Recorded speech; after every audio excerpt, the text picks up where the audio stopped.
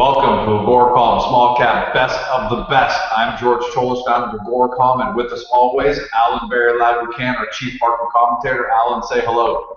Hello, everybody. I was so excited about the show. I even went and got a haircut today, so I'm ready to roll. All right. Well, it's Sunday night. This is our new format for those of you who are wondering why we're not publishing on Fridays. We're going to start doing Sunday nights, and pretty soon we're going to start sending out links on AGORACOM and through our Twitter so that you can actually watch this live as it's happening on Sunday night. But the first thing I want to do before we get going into our picks is want to take a look at what's going on in the futures market overnight right now. So Alan, let me know if you can actually see. I can, George. It looks great. All right. Oh, look at, there's a little bit of green on the gold there, Georgie. Yeah. Well, don't get too optimistic because it's up about $4 right now. But let's take a look at all equity markets in general. It looks like a flat market to me right now. Not a whole lot going on, which isn't too surprising because it's Sunday. Mind you, you get a lot of activity, but it looks like right across here, the equity markets are all pretty much flat to negative. Hey, put your cursor over the Dow again, George. Right there. It's getting a little choppy at the top there, eh? Oh yeah, this is a lot of chop right here between between 16.8 and 17,200. So I think one of those is going to break sooner or later. There's no way of knowing which one just yet. There's the S&P actually taking a bit more of a hit. Here's gold.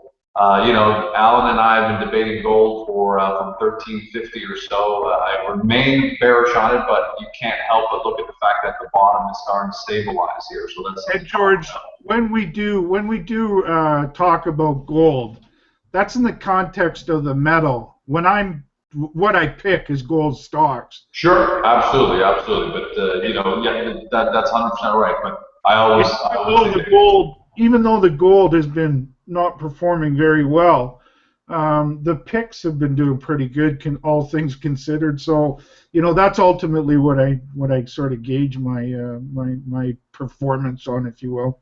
Here's silver that's been on an elevator ride straight down. That's been a bit troubling. And let's take a look at the world tonight. The big movers are sugar, orange juice, cattle, coffee, feeder cattle, and natural gas. So not too many of our people are invested there. On the negative side, not too much, right? It doesn't look too red, some green stuff, but a lot of stuff is hugging the line. Look, anything between 0.3 right to there is pretty much the entire market, from gold up 0.3 to wheat down 0.3. So it's pretty flat, and the one that's really boggling my mind right now, George, is the U.S. dollar. I mean, it's just. How can that be a surprise to you? That should not be a surprise to you, Allan. George, the QE is coming off. QE is coming off. Yeah. Okay. And so what? Agree with it or not, they're printing less money. So. Okay. So let's say that the U.S. dollar is trading based on interest rates going to go up. Let me ask you something. How much do you think interest rates can go up? I don't think interest rates can go up a whole lot. Maybe you got 50, 60 basis points max. So doesn't that move since July seem a little suspect then? Well, you got to remember though, it's not. I don't think it's because I think interest rates are going up. I think the dollar's climbing, as you can see here. You can see my chart, Allan. Yep. Yeah, I think the dollar's just climbing simply because the perception of less money being printed, but. Let's be real. There's so many U.S. dollars out there. It's ridiculous. But nonetheless, relatively speaking, there are fewer. People expect fewer dollars to be pumped into the system. So that is why you're seeing this move. And 20 trillion in debt and things like that. Yeah. Listen, you and I are totally on the same page, right? You and I hate this bull market. I hate this bull market. But the fact of the matter is, here's the difference.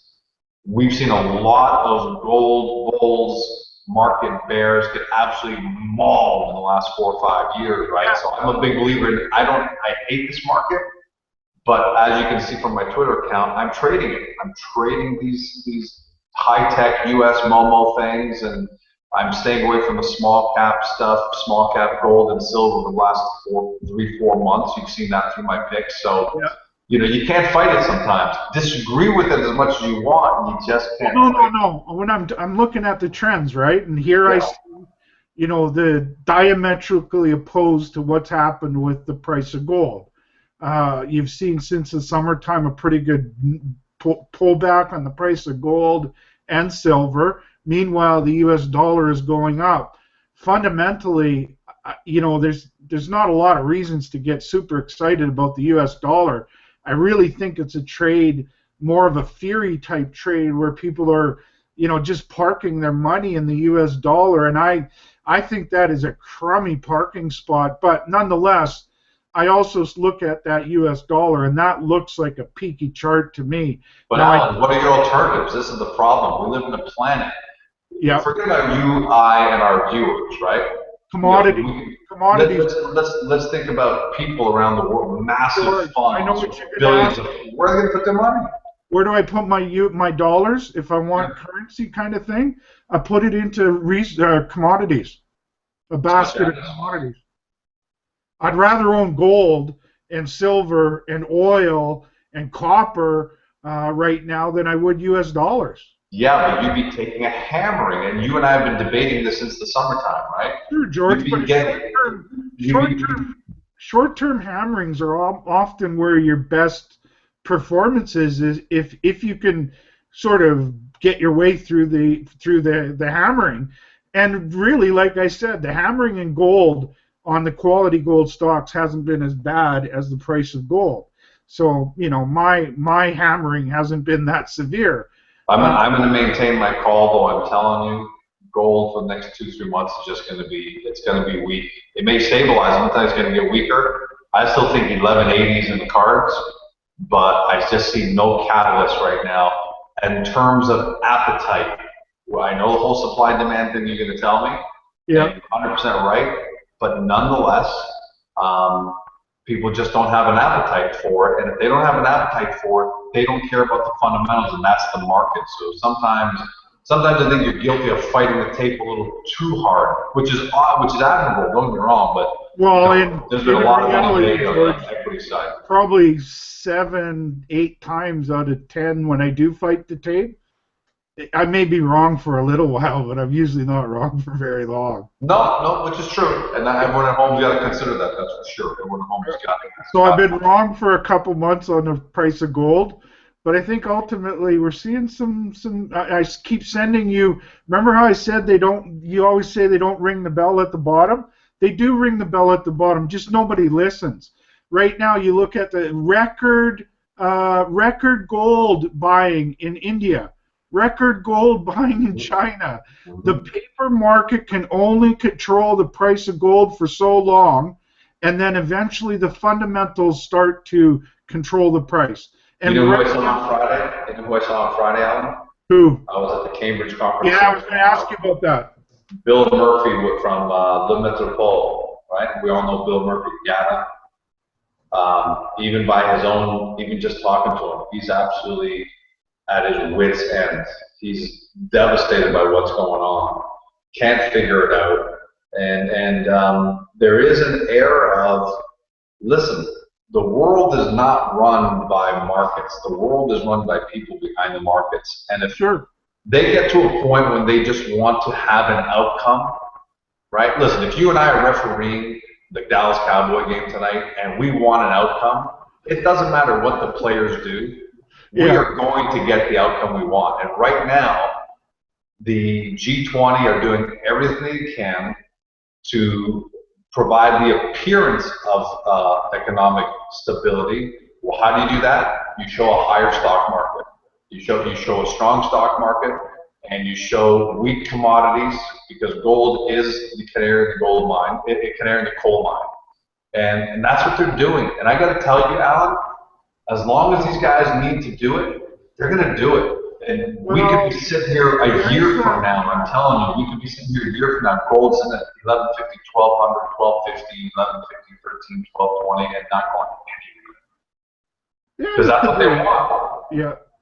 So if I'm betting on the Dallas Cowboy game tonight, and I know that the two referees, Allan and George, are Dallas Cowboy fanatics, well, even though I'm a New Orleans Saints fan, me personally, I'm going to put my money on the Cowboys only because I know the fix is in. I'm not going to fight it. I'm not going to fight it. Okay. And that's what's not happening. How would you feel about right now being short gold or high quality? Yeah, I wouldn't be worried about it. I wouldn't be worried about shorting gold. I would have no fear that I'm going to wake up tomorrow and gold is suddenly move 5% and I'm getting whacked. I'll put my stop losses in place. Where would your stop be? Where would your stop be if it went against you? I haven't looked at the trade, but I would say my gut instinct tells me, and my gut instinct tells me 1265, 1270. I could go up to 1270 easily and not be. I mean, I don't want to take that loss, but I could easily ride that. But I don't think it gets over that. I see no reason to get over that right now. All right. Well, you know, but I could be wrong. Right? That's what makes this amazing because you've been right on so many things so many times. I have to teleport to that. Well, I'm licking my wounds right for the last couple months on the price of gold. Yeah, and I'm not rubbing it in. Don't get me wrong. I'm not rubbing it on. I like to be lots of times. I call you on the carpet when you make. Yeah. But in keeping with that and putting my money where my mouth is, I got a bunch of gold picks today. All right, so let's go over some of the and some of the trends that I'm seeing in the gold price also, I think, goes back to give me confidence that it's time to be a contrarian. So let's start with the first one there, George, which is Gold Corp.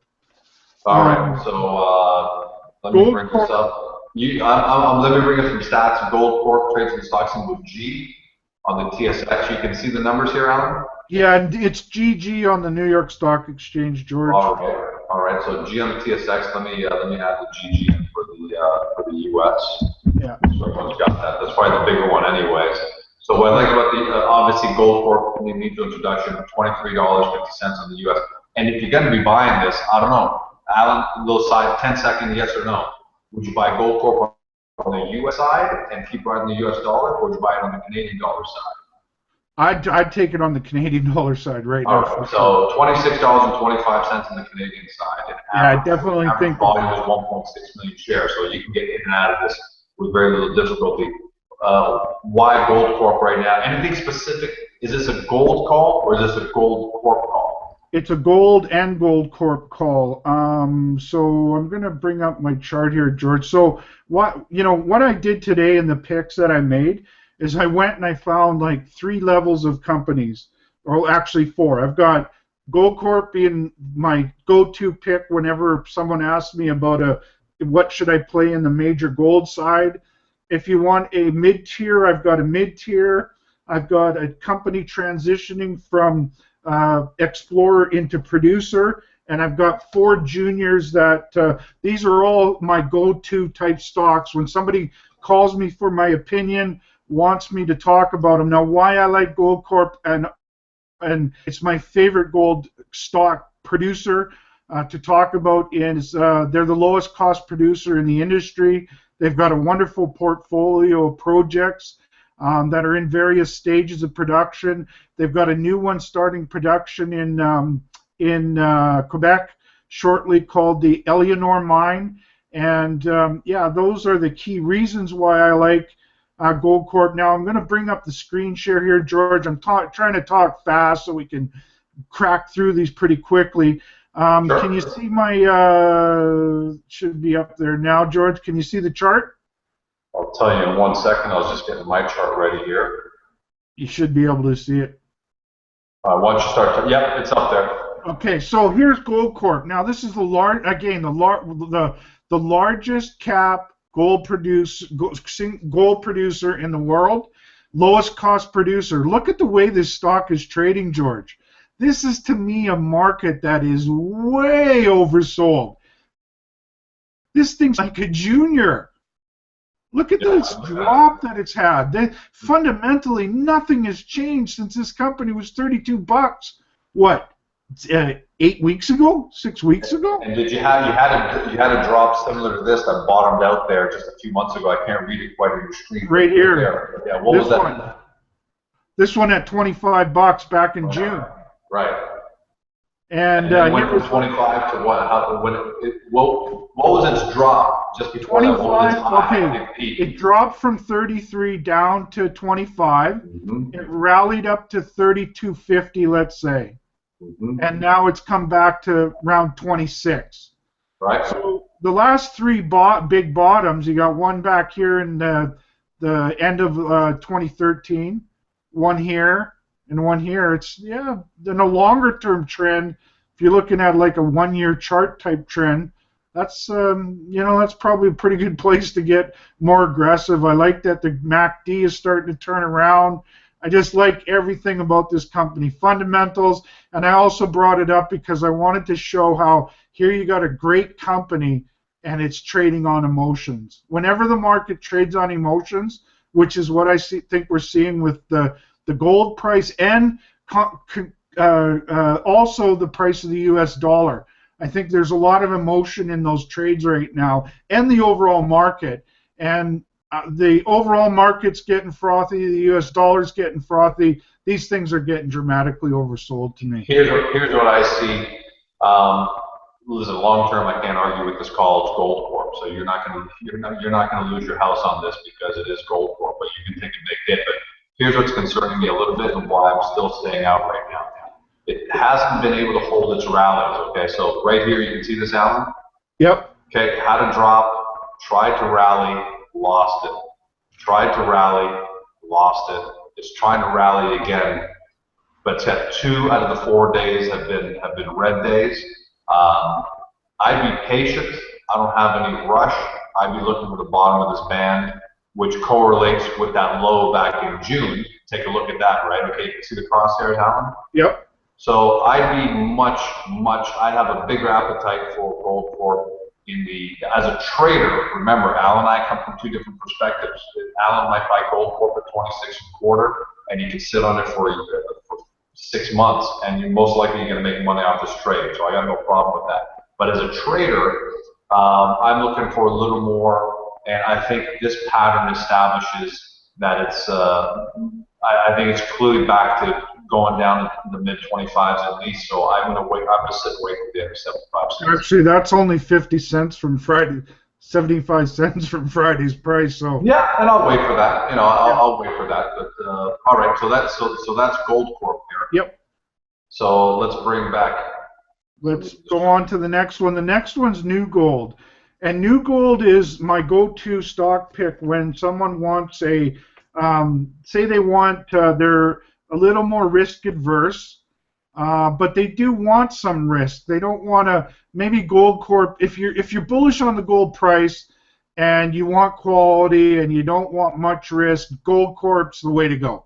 Now, if you want a little more potential for some bang for your buck, a New Gold, which also isn't that risky. It's got a good production. It's got good portfolio producing properties. It's a low-cost producer, but it's a mid-tier, and it's got a lot of growth potential in it too. But here again, look at this stock chart, George. Here's another one. This is a producer, man. This isn't some little, moose pasture company in Saskatchewan. This is a real deal. New Gold, look at that thing trading like a junior. I don't know, Allan. Can you see my New Gold? No, you can't. Let me bring up my chart here. I can see it in the 4 or 5 box thing. Yeah, let me bring up my advanced, my bigger one for everyone to see. Again, I'm not trying to be negative. This isn't confirmation bias, but it's completely technically snapped everything. The 200-day, the 50-day, the 20-day. It's snapping everything. And take a look, Allan. To me, the MACD is just getting worse. Look, it's already minus 16, minus 0.16 to minus 10, and it doesn't look like it's flattening out. That wants to go lower. Anytime I see RSIs getting down into this level, I think they get down to 20, right? I think it's just on its way. There's no catalyst for it. So again, I'm looking at the lows right in here, and I think it gets better. I see no reason I have to rush into it. I think if it gets into the 550, 560 range, I'll take it. But 570 at the highest. But I still think these gold stocks are in trouble. I think a lot of people are starting to bail. I don't see. Look at this, Allan, right here. I don't see monster volume to say, okay, you know, there's a lot of selling, a lot of volume, which means having capitulation. It's pretty steady volume, just down, down, down, down as far as price goes. So, buddy, I want to start agreeing with you at some point. I really do. But right now, George, you know what? Don't apologize. You are right now. You are the. If I made these same picks to 50 reporters or 50 guys in the market, you'd be 49 of them, and I'd be one. Or if I'm lucky on a good day, there might be another guy with me. I mean, even your chart just looks broken. I'm looking at your chart. It just looks broken there. But when I get snapping through 3 moving averages in the last, I don't know, last 35 days. I don't know. That's a bad sign. Whenever I see a fundamental long-term bullishness, right, and I see emotional trades in the market that is contrary to that bullishness, it's the maximum point of people being negative on that. And that's when I get the most excited. So you can temper my enthusiasm, but I'm a bull in a china shop with this stuff for a simple reason. And I'll bang the desks while it's down here low on quality gold stocks, and I'll bang it hard because I get excited when the crowd is that much against me, especially when I think that they're running contrary to what the long-term fundamentals tell us it should be doing. Yeah. Listen, and the same thing, George, the same thing is right now with the big cap stocks. Right now, I would be a pariah if I go out there and say, I'm really scared about the valuations on the markets right now. I agree.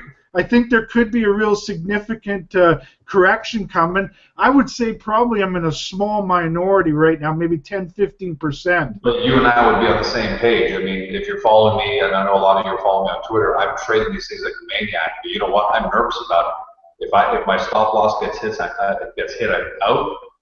And when my profits come in, I take them. And sure, I could have probably had substantially higher profits if I just held through this bull, but I hate this bull. But I'm not fighting the tape. And I think that's the only difference between you and I. You and I have the same philosophy about what's going on. We're just executing on it from 2 different points of view. You're looking at an argument based on like what you see maybe the next week or two. I'm more of a swing type. I'm looking for a swing in the market. I'm looking where I can find a bottom and get into a lot of really beaten down stocks. And when Gold Corp is beaten down so bad, New Gold is beaten down so bad, those are the kind of things I just get really excited about. Well, let's go on to your next one, Rubicon Minerals, RMX on the TSX. Okay. $1.51, trades 650,000 shares a day, so they do about $1 million a day in trading volume. Is this a valuation? Is this a valuation thing again? It's a gold thing. It's a giving you my top picks in this sort of go-to stocks, I call them. Mm-hmm. Plus, they recently had some good results out. Plus, by this time next year, they'll be the newest gold producer in Red Lake, Ontario, where they'll have a really low cost of production and be making a lot of money. So whatever you want to call it, that's what it is to me. And if you look at the chart here, George, despite looking at those gold prices and the price of the Gold Corp and all these other, you're seeing some relative strength. And that was the other thing I wanted to talk to you a little bit about today, George. I'm seeing more weakness in the big caps than these quality juniors. Look at this relative strength on Rubicon. While everything else is getting beaten down so dramatically, you've got a rising bottom here. They just had some news out the other day of smoking hot drill results, and that's what spiked it up that day. And I think it's getting ready to maybe start breaking through that end. I like that the MACD seems to be turning around. I would be more happy if there was a little bit more volume as it starts to turn around here. But all things considered, I'm really liking Rubicon right across the board. So on this one, if you can see my technical chart here, yeah, I don't have any real concerns as far as it's going to go lower. I don't have any real big concerns about it. But I'll tell you why I wouldn't buy it, and that's because it just seems like the upside is too limited, right? So take a look at this whole span here over the summer. You're talking about anywhere from $1.50 to $1.78 on the upside there. But look how tight that channel is, and there's not a lot of upside. I don't see a lot of upside in the stock. even here, if you take a look at this, a 1-year chart, you know, $1.82 was its high. So I don't see a lot of kick and upside, and especially because I think gold isn't going to do much. I think it's going to be one of those. Yep. Look at the April to June market. Yep. Yeah, I'm looking at that. $1.17. What happened after June? You say there's not. That's a move from $1 to $1.80. Yeah, but remember, to get there, the stock had to first get down to 98. Well, look at this market since July 10th till about a week ago. So July 10th is somewhere here. Yep. Right here. Yep. Right. So it was at $1.68 back then, and now it's $1.51. That's really cheap. So nothing to cry about. It got down to $1.34. And it's trending much like it did from April till June. I don't see the $1.34. I've got my crosshairs right on July 10th. Yeah, that's when it topped out. Then after June 10th until about a week ago, what was the low a week ago? Low a week ago was $1.35. There you go. So it went from $1. Right. That's pretty big moves to me in 3 months. I don't know. I'm not 80% move on the upside. That's pretty significant move. Yeah, from here, that's for sure. But now that it's up here, is what I'm saying. It's really tight. In other words, I think most of the gains are out. I don't think a lot of people are selling this, which is great for you. I don't think you're going to get a lot of sellers, but it just seems like the upside is capped right now. People don't look like they're too anxious to go rush. You wait 1 year from now, buddy, when you see this stock chart, you're going to realize this is a hell of a pick. Yeah, and remember, so for everyone at home, I'm much more likely to be a buyer of that stock when it gets to $1.85. So Allan could be a holder at $1.50 and ride it right up to $2.50, no problem, make a massive gain. I'm the kind of guy that'll buy it when it breaks to that $1.82 high that it made earlier this year. So it gets to $1.85, $1.90 momentum. I'm the guy who's going to pick it up more expensive, but I'm going to get a faster return on my money because that could take 6 months. It could take 7 months. It could take 2 months. We don't know. So I want to put my money where it's moving fast, and I don't want to park it. But that doesn't mean that you at home don't want to throw this into an RESP or something or your TFSA and just sit on for the next 5 years, which I think is a great way to invest also. So remember, Allan's always thinking more long term, and I'm always thinking from what can happen next 60 days, let's say, at most 30 to 45 days, and that's where I come from there. So Allan, let's go on to your next pick is Premier Gold. So let me bring up that screen share. Yeah, Premier Gold's definitely not a new one to anybody who's watched me on the show. I've talked about Premier Gold a lot of times. I'm a big fan of how well managed this company is. I'm a big fan of how high quality their projects are. And in a market that's been pretty tough, George, look at the action on this one from the December lows until today. This has been a very, very strong pick. I've probably picked it at every spot along the way, so whatever. Give me the pat on the back or whatever. But nonetheless. No. You've hit Premier Gold out of the park all year long. This has been one of your best performers. And even I like it. Look at this. And it's always been also one of my top picks, right, George? Like whenever if someone said, Al, what's Al's top pick in gold junior's been in the last 6 months? You interview. We do this show every week. You could probably, I bet you would think right away of Premier Gold's probably in the first 3 companies you think. Yeah, top 3 for sure, absolutely 100%. So I got to tell you, I like Premier Gold. Look at this 200-day right here. Okay, so don't look at the crosshairs. Look at right here, right? But look at that support, that 200-day support, all the way through. I think it's a solid pick. I don't think it's going anywhere, and it's cheap enough that you could really see this. You could really see it grow at the end of the day. Because here's the 2-year chart, all right? So just a couple of years ago, I was up in the $5.56 range. So for me, that's a fantastic risk reward. You can lose 30, 40 cents if it breaks the 200-day moving average. You can make $2, $3, $4 on it on the upside. So I'm okay with Premier Gold as a pick, actually. I like the relative strength on it, George. That's pretty impressive, man. Next up is Nevada Sunrise, Okay, which is, you we and I have debated back and forth. You've always loved it. I've loved it, hated it. The one thing I don't like is the lack of liquidity. There's 30,000 shares. Yeah, I'm going to actually do two in one here, George. These two companies I always talk about together. One of them's Nevada Sunrise. I've just pulled up their chart. Now, what Nevada Sunrise, and there's a theme to every pick I made today, George. So with Rubicon and Premier Gold, they're the ones that have the potential to be in the next year to become producers. Okay.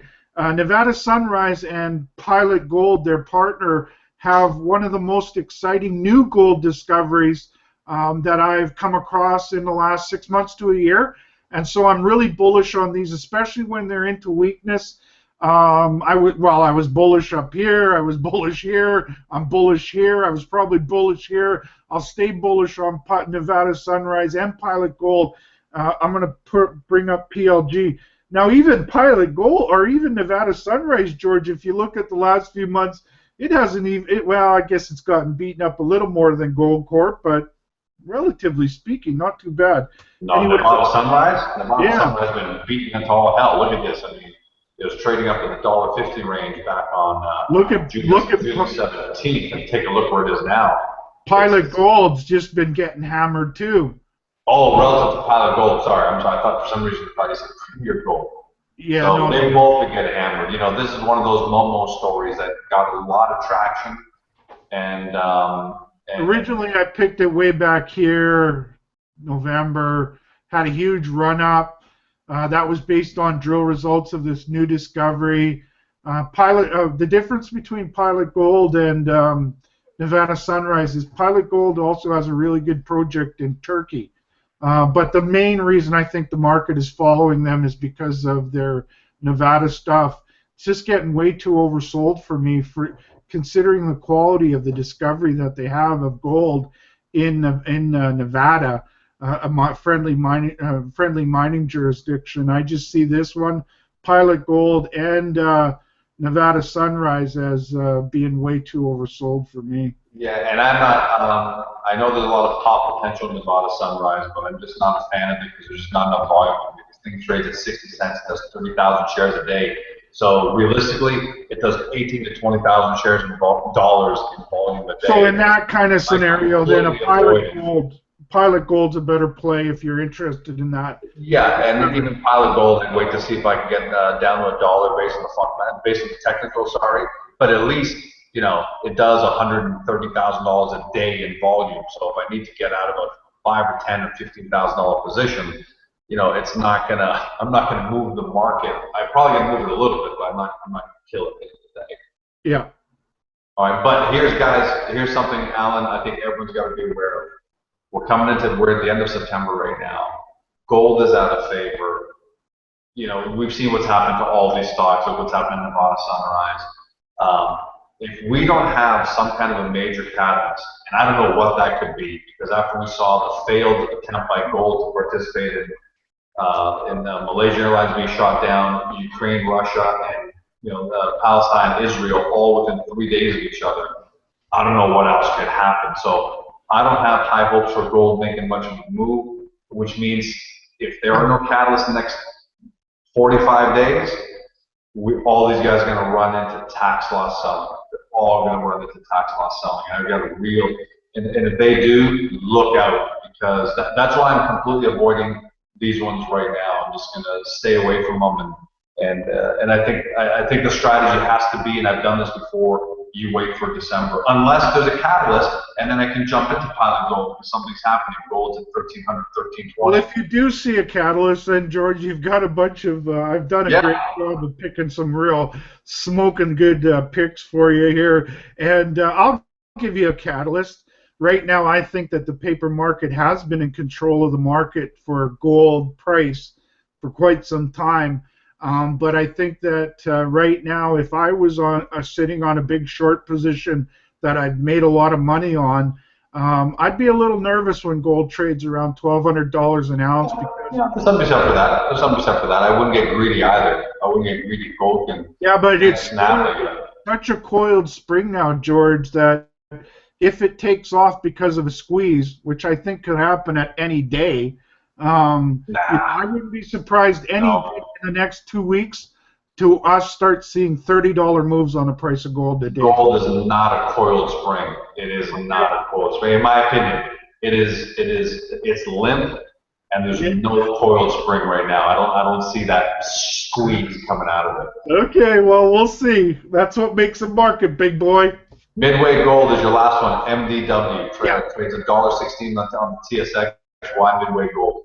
Okay, Midway Gold is the pick that someone's looking for a new producer, a company that's transitioned from.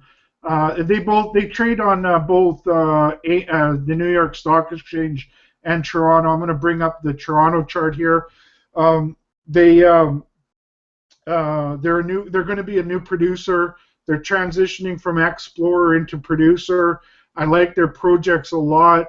I think the company's got a lot of growth ahead of it. They're just starting production now, I think, but it's the ramping up phases. So then you look at the stock chart, and relatively speaking, your money's been a little bit better in Midway than Goldcorp for the last few months, which kind of surprises me a little bit. I think it shows that there's some potential for a turnaround in quality junior gold stocks. Well, here's what I like about this. Look how it's making higher highs, higher highs, higher high. That's a good sign, right? Yeah. So this is actually a really good chart, and look at all the support and the moving averages right below it. I mean, see, this is coiled, because look at all the moving averages, okay? The 12 days $1.08, the 26 days $1.06, the 50 days $1.03, the 200s at $1.05. They're all sitting right here. It's going to be very difficult for these to be broken, in my opinion, right? So I would set, I would set a stop loss below the cheapest moving average, which is the 50-day at $1.03. And I'd ride this, and you're probably going to get some volatility out of it. You can probably sit and wait and get $1.10. But I think this is going to continue. I think this chart I like. You might be a touch early, but even at this price, you can't lose.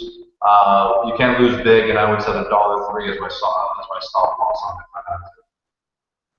There you go, George. You finally agreed with me on one.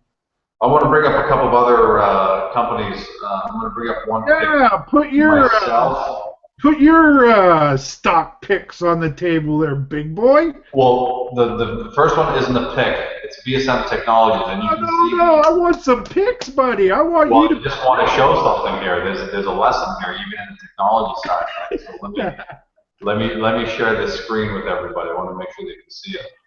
All right. So forgive me because I don't have two screens going. It takes a little bit. I just got to do a little more stuff. But here it is. You should see the VSM chart. Yep. You see that one? Yep. So this is something that you and I were me pounding the table from $2 a year ago, way back in July, went up to $3.50, pound the table on it. So people made hopefully a lot of money, took some of the profits off the table. Then it went into this financing. Remember, Allan, you and I, went into this financing. It seemed like a lot of people were really down on it. You and I were both saying, hey, it's okay, actually. We don't mind this. So all through here, we were holding steady. But right around here is when I came out and I started banging the other table the other way. And I was telling everybody, the chart is broken. Something has happened to VSM Technologies, and it's broken, and I'm staying away from it. And I put that out on Twitter saying something's happening. And look what happened. It took a little while for it to pan out, but look at that drop off to $1.65. Right down there. Let me see what the low was on that day. It looks like the low was $1.62. All right, so yeah, so we're talking about the low $1.60s. That's what happens when you have a broken chart, and you have to be able to at $2, $1.95, which is our entry point way back. Yeah, George, I know what a broken chart looks like, but I'll also tell you that out of a lot of broken charts when they're trading broken on and the fundamentals are contrary to that, that's where you usually find those charts that go from the bottom left to the top right. So, you got to realize that you show me a broken chart, but broken charts don't stay broken for all the time if there is a good company behind that.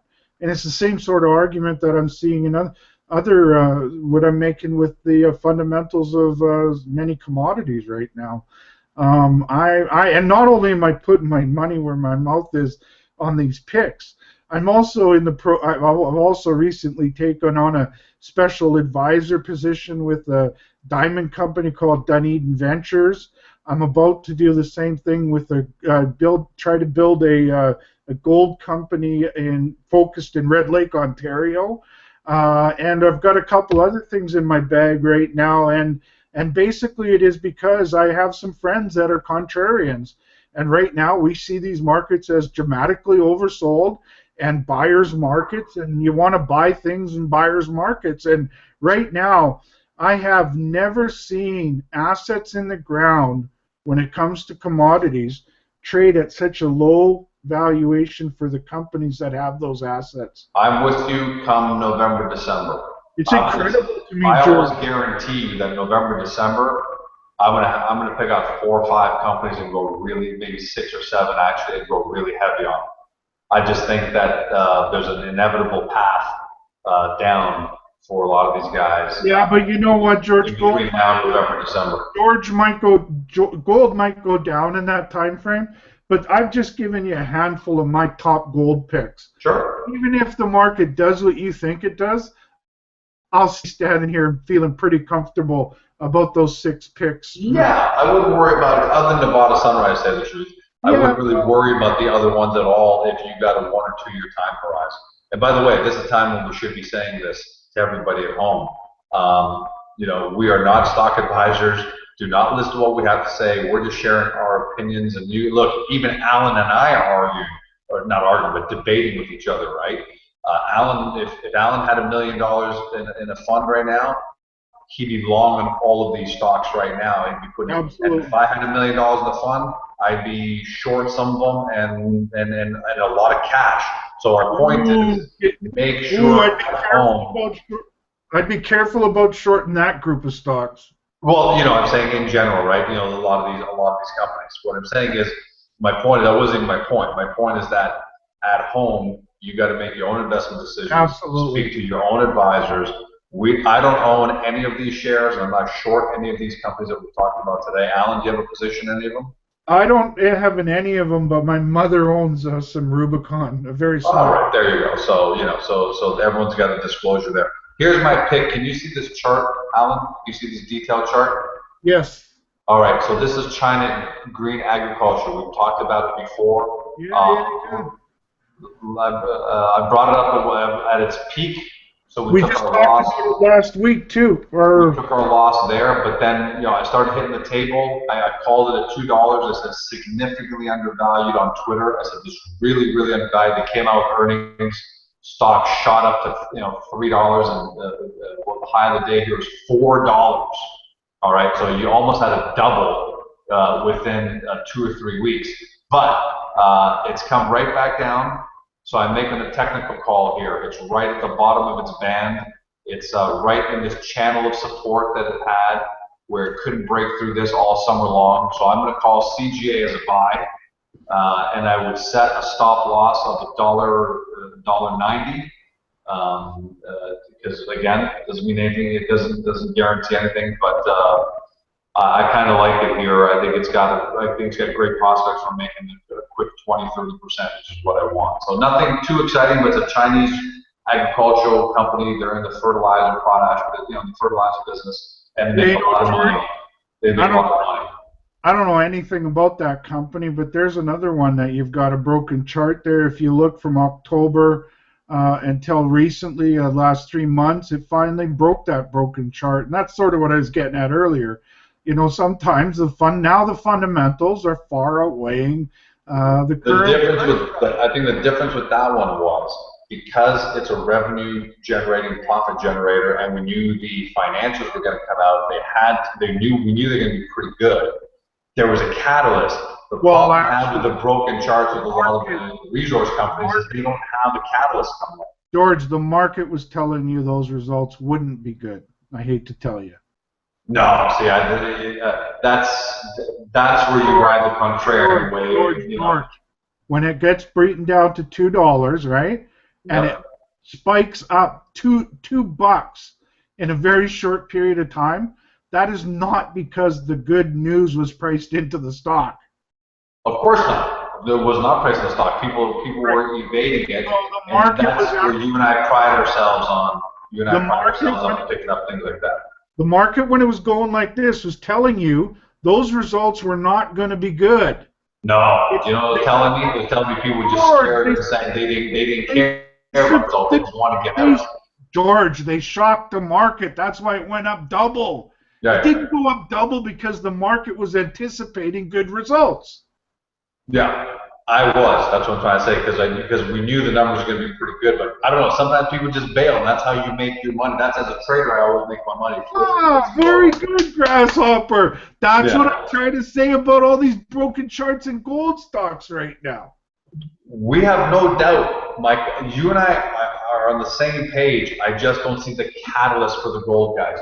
So we won't go over that again. You could be 100% right. We could be looking at 1,300 gold a week, 2 weeks from now, and all these have shot up 30%. So that's the only place where we differ, not in the valuation. In CGA, I saw a catalyst because I knew the financials come out, and I was making a bet that I thought they were going to be good results, and they were. The problem with the gold guys is I don't see a catalyst, and we could be sitting here 4 or 5 months from now with all these stocks, not lower, but just sitting, give or take 2 or 3 or 4 or 5% either way. Actually, you know what, George? I'll even concede. Let's say this. I'll even concede you're right, and I'll still bet you that these 6 stocks that I gave you today will have performed pretty solid, even in your kind of market. Hey, but I think you're wrong. We'd be able to track that if you'd actually put your picks into the spreadsheet that you've been promising you're going to do for the last. They're right there, right? Okay, get them into the damn spreadsheet so we can track them. We need to track your picks. I got a spreadsheet. I'm gonna put them right there where you can see them every week. All right. Well, we'll make sure we invite everyone to your house so they can go look at your. No, you'll be able to see it in the screen. I'm gonna put Al's top gold picks. Next show, you're gonna see it written there, right there. We can look at it every week from now until the end of the year. We're gonna end the broadcast there. Great lively show, that's for sure. Plus, I want to get back to the second half of the Cowboy game, and I've got PBR on pause, so I want to catch the end of that. Great show, Allan. Thanks to everyone at home for tuning in, and keep spreading the word, and keep watching, and make sure you keep giving us your commentary. We love it. We love hearing your commentary. Have a great night, everyone. You Have bet. a great week. Thanks a lot, George. It was a great show, and again, it's all about creating ideas, right? And you're part of the market. I'm part of the market. Some people agree with me. Some people agree with you. Yeah. That's what it's all about, doing your homework. I'm pretty confident that even if I'm wrong about gold, that these kind of companies are going to do okay, even if I'm wrong about gold. And if I'm right about gold, they're going to do real good, and then I'm going to be bugging you, George. Well, put them on a damn spreadsheet so we can actually remember these 3 months from now, okay? Because it's kind of convenient that you're not putting them into a spreadsheet so we can actually track them, in this digital world. Anyways, I got to go. Have a great night. See you guys. See ya.